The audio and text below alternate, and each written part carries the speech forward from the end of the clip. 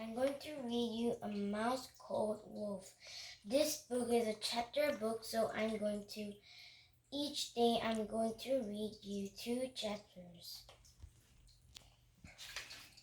A Mouse Called Wolf. Illustrated by Joan Google.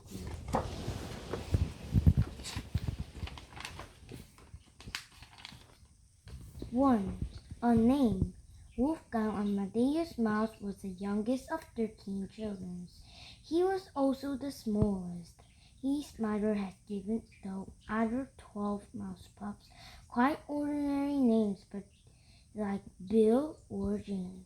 But when he looked at her last born and saw that he was only half as big as his brothers and sisters, she said to herself, he should have an important sounding name to make up for his lack of size.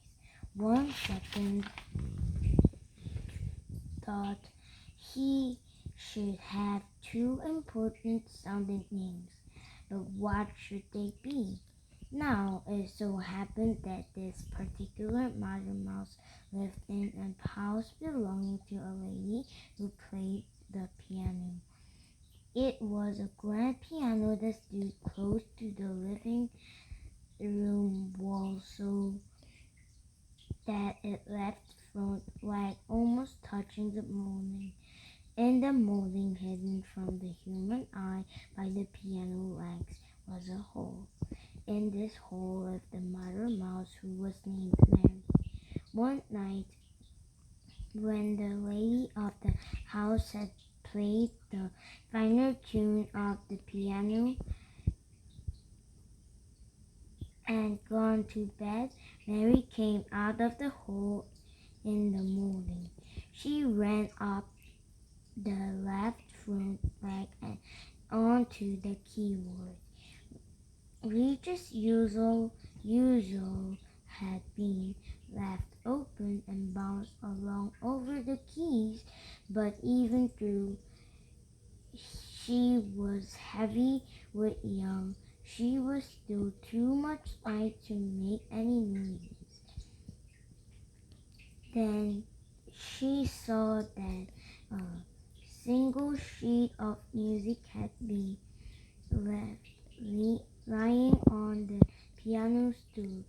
Just what I need to start making my next week, said Mary Mouse, and by pushing the sheet, a piece of piano music by Mozart. With her little 4 paws, she managed to send it sailing down to the floor, but it was because it was too big to drag through the mouse hole. She cut it up into smaller pieces with her sharp teeth and pulled with pieces inside. Over the next day, Mary chewed these small pieces of paper into shattered, and with them built herself a most comfortable nest. In this in due course, she gave birth to her 13 pups. Only when were several days old, and she had made the decisions that the 13th and littlest must have not 1 must 2 names, and important sounding names at that did something catch her eyes. It was a scrape of sheet music that had somehow escaped being chewed up, and it had some writing on it. Mary got out of her nest to inspect it. It said, Wolfgang Amadeus Mole. Mary gave a squeak of delight.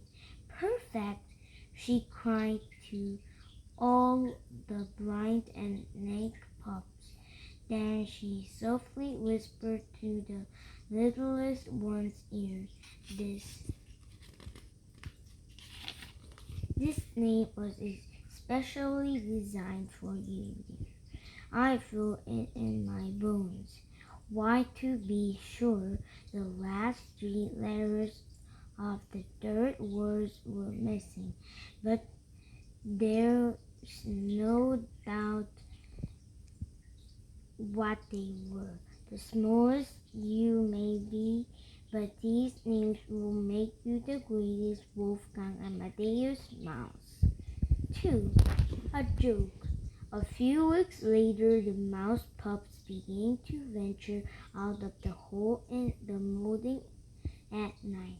Before long, they learned to climb the left front leg of the grand piano, and they played on the keyboard. In particular, they liked to race along the keys. Sometimes they were flat races along 250 white keys from bass to trib, and sometimes they were huddled races over the 36 raised black keys.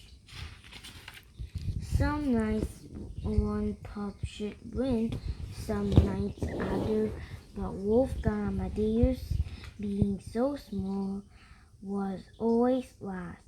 He found the hurdles difficult to get over, and quite often in the flat races and rushed off the bigger brothers and sisters running past him, would cause him to lose his footing on the slippery white keys and fall to the floor. Luckily, the room was thickly carpeted, and he would fall right lightly, usually landing on his feet without harm. But the others was of course just laughed at the peering over the edge and looked down on him. They were not very nice to him, partly on account on his lack of size, partly because it seemed to them that he was his mother's favorite, but mostly on account of his long name. All the time they heard Mary Mouse's anxious voice crying, Wolfgang Amadeus, Wolfgang Amadeus, where are you? Are you all right? Did you hurt yourself falling off the piano, Wolfgang Amadeus? At first, Bill and Jane and Tom and Anne and the rest teased their little brothers out of their mother's earshot about his strange long name, and they even made up a rhyme that they squeaked at him all together, especially every time he fell off the piano. Who is small and meek and mild? Who is Mommy's favorite child? Who's no bigger than a louse? Wolfgang Amadeus Mouse. All this made Wolfgang Amadeus unhappy, and one day he said to his mother, Mommy, why do I have to have such a long name when all the others have short ones?